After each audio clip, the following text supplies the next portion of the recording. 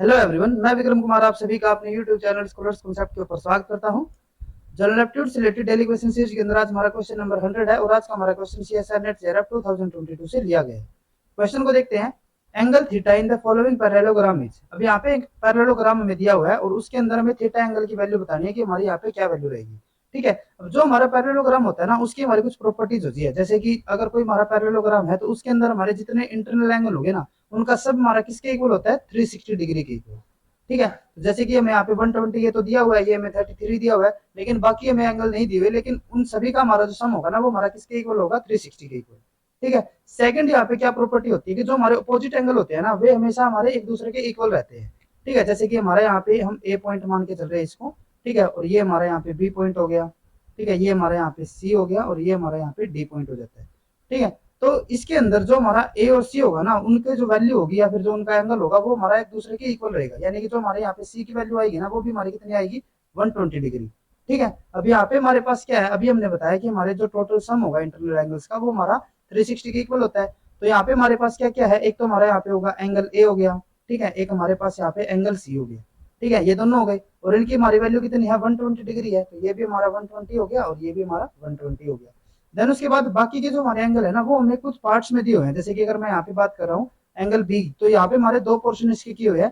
तो हाफ तो यहाँ पे हमारा क्या हो गया, 33 हो गया, लेकिन जो इसका सेकंड पोर्शन है ना, उसके हमें पता नहीं है। तो यहाँ पे हम सपोज करके चल रहे हैं कि इसकी वैल्यू हमारी यहाँ पे एक्स डिग्री होगी। ठीक है, इसी तरीके से जो हमारा थीटा के साइड में है, वो हमारे यहाँ पे क्या हो जाती है, वाई डिग्री। ठीक है, तो जो हमारे टोटल सम होगा, ठीक है, अब तो हमारे पास यहाँ पे सारी साइड आ चुकी है।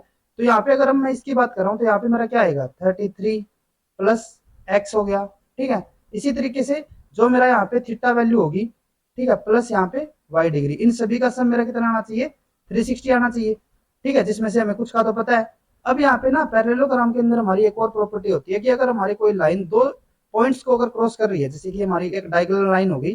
ठीक है, तो इसके ऊपर जो हमारे अपोजिट एंगल होंगे ना, जैसे कि अगर मैं यहाँ पे एक्स की बात कर रहा हूँ, ठीक है, तो वो मेरा किसके इक्वल होगा, थीटा के एंगल के इक्वल होगा। ठीक है, यानी कि जो मेरा एक्स की वैल्यू होगी, वो मेरे किसके इक्वल होगी, थीटा के बराबर।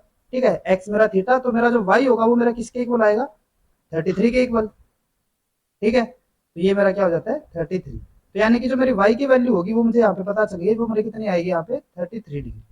ठीक है, तो यहाँ पे मेरा जो एक्स है ना, वो मेरा किसके इक्वल है, थीटा के इक्वल। और यहाँ पे मैं बताना किसके लिए है, थीटा के लिए। ठीक है, तो अगर हम जो मैं यहाँ पे वैल्यू मिली है ना, अगर हम उन सभी को जो हमारे यहाँ पे फर्स्ट इक्वेशन थी, अगर हम उसके अंदर पुट करते हैं, तो यहाँ पे हमारा क्या आ जाएगा, एंगल ए का हमें पता है, सी का हमें पता है। ठीक है, देन उसके बाद जो हमारा यहाँ पे 33 था, तो उसका तो मैं ऑलरेडी पता ही थी, वो तो हमारा 33 है ही।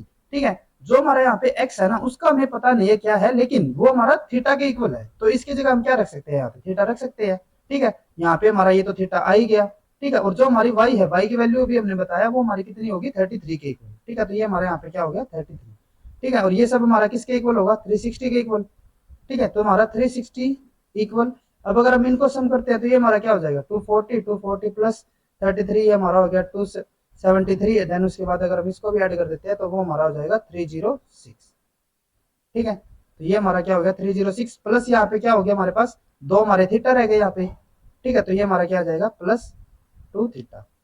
अब अगर यहाँ पे 2 थीटा की अगर वैल्यू निकालते हैं, तो वो हमारा क्या हो जाएगा, 360 माइनस 306। ठीक है, और ये हमारा हो जाएगा यहाँ पे 54 के इक्वल। 50 अगर यहाँ पे हम सिर्फ थीटा की अगर वैल्यू निकालते हैं, तो वो हमारी क्या आ जाएगी, 54 डिवाइडेड बाई 2, तो वो हमारा हो जाएगा 27। ठीक है, यानी कि हमारी थीटा की वैल्यू यहाँ पे क्या होगी, 27। तो इसीलिए हमारे यहाँ पे जो सी ऑप्शन होगा, वो हमारा करेक्ट हो जाता है। अगर आपको ये वीडियो यूजफुल लगी हो, तो please like and share this video. और इसके अलावा आज का लेक्चर हमारा जनरल एप्टीट्यूड सीरीज का लास्ट लेक्चर है। इसके बाद से हम कोई दूसरी सीरीज स्टार्ट करेंगे, तो इसीलिए हमारा जनरल एप्टीट्यूड का ये लास्ट लेक्चर रहेगा।